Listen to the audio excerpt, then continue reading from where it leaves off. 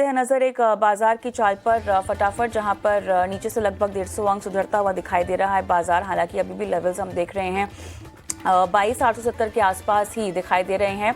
Bank Nifty की बात करें तो यहाँ पर लगभग 520 अंकों का सुधार और 48,920 के लेवल्स फिलहाल बैंक निफ्टी में आते हुए दिखाई दे रहे हैं। सेक्टर वाइज अगर हम देखें तो यहाँ पर फार्मा शेयर में फिलहाल फार्मा स्टॉक्स में तेजी का आलम एक दिखाई दे रहा है। ग्लेनमार्क, एल्केम जैसे कुछ काउंटर जो भागते हुए दिखाई दे रहे हैं। केमिकल फर्टिलाइजर पर हालांकि दबाव है।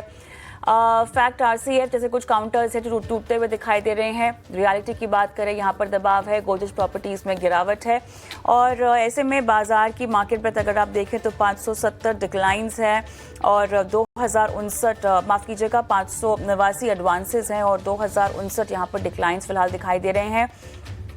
टॉप गेनर्स के लिहाज से आप देखें तो इंडसइंड बैंक लगभग 2% ऊपर, Bajaj Finserv, power grid, Shriram finance, Adani enterprises में हम देख रहे हैं लगभग 2 से 1.5% तक की तेजी के साथ कारोबार हो रहा है।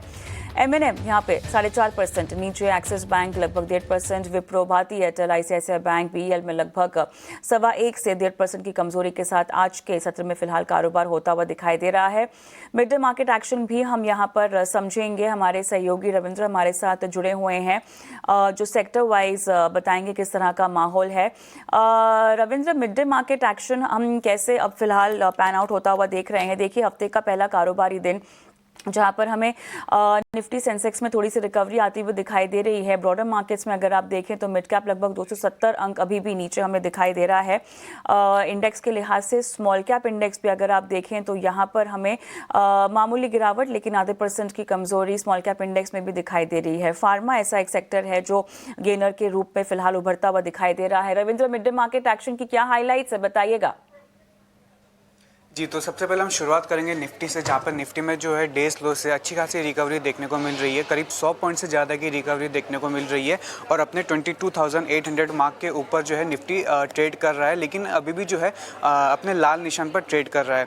अगर बात करें सेक्टर स्पेसिफिक की, तो सेक्टर स्पेसिफिक में जो इकलौता सेक्टोरल गेनर है निफ्टी फार्मा, जिसमें 1% से ज़्यादा की तेज़ी देखने को मिल रही है। और उसके जो टॉप 3 गेनर है निफ्टी फार्मा के, ग्लेनमार्क फार्मा में जो है Q3 के अच्छे रिजल्ट के चलते 4% के आसपास की तेज़ी देखने को मिल रही है। वही एल्केम लैब में भी तेज़ी देखने को मिल रही है और जायडस लाइफ साइंस में भी जो है अच्छी खासी तेज़ी देखने को मिल रही है। उसके पीछे जो ट्रिगर है, जहाँ पर यूएस एफडीए ने जो है 0 ऑब्जर्वेशन जो है इशू किया है जायडस लाइफ साइंस को।